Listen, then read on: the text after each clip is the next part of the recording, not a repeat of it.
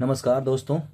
आजकल न्यूज़ में आप लोग देख रहे हैं कि ईरान और यूनाइटेड स्टेट के बीच जो है खूब तनाव बढ़ा हुआ है। रोज़ बमबारी, रोज़ ड्रोन से मारामारी, कहीं मिसाइलें। तो मतलब पूरा न्यूज़ सिर्फ इन्हीं सब चीज़ों से भरा हुआ है।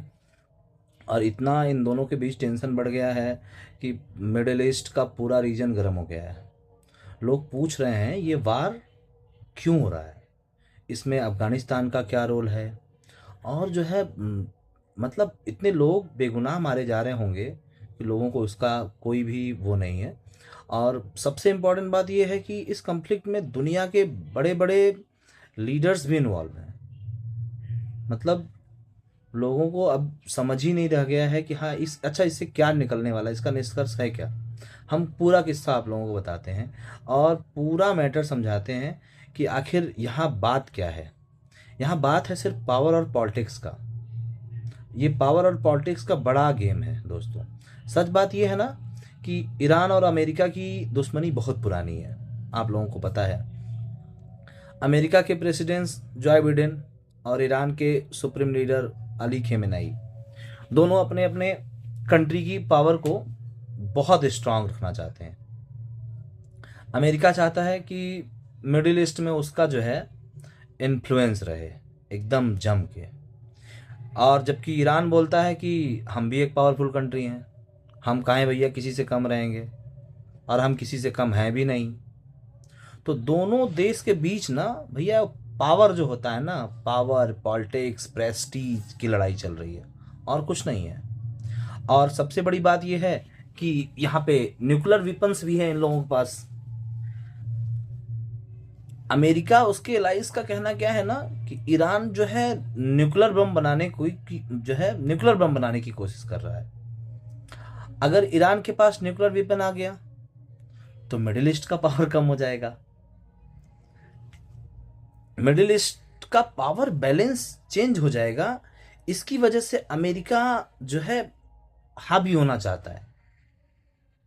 अमेरिका और उसके दोस्त देश जो है ईरान पर मतलब उनका मिलिट्री प्रेशर बनाना चाहते हैं। होता नहीं, मिलिट्री से प्रेशर बनाना चाहते हैं। इसराइल भी एक बड़ा फैक्टर है इस कॉन्फ्लिक्ट में। ये भी एक इंपॉर्टेंट कंट्री है इसराइल। अब इसराइल के प्राइम मिनिस्टर क्या है, बेंजामिन, ईरान को अपना सबसे बड़ा सिक्योरिटी थ्रेट मानते हैं। इसलिए कई बार इसराइल और अमेरिका मिलकर जो है ईरान के मिलिट्री बेस पे बार बार हमला करते हैं, अटैक करते हैं, बिना जानकारी के, बिना किसी मतलब अग्रिम सूचना के। और फिर ईरान भी लगातार मिसाइल ड्रोन से जवाब देता। भाई जवाब क्यों नहीं देगा, हम आपसे कम तो है नहीं। अब रही बात अफगानिस्तान की। अब साला अफगानिस्तान का नाम क्यों आ रहा है। अफगानिस्तान जो है मतलब नाम नहीं आना चाहिए जहां तक की है।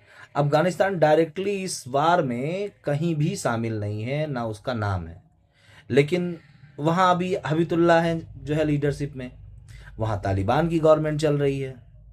अगर जैसे क्या है ना, अगर मिडिल ईस्ट में टेंशन बढ़ता है तो अफगानिस्तान हो गया, पाकिस्तान हो गया, एशिया के कई रीजन में सिक्योरिटी प्रॉब्लम बढ़ जाती है। लड़ाई कहीं और होती है और असर पूरी दुनिया पे पड़ता है।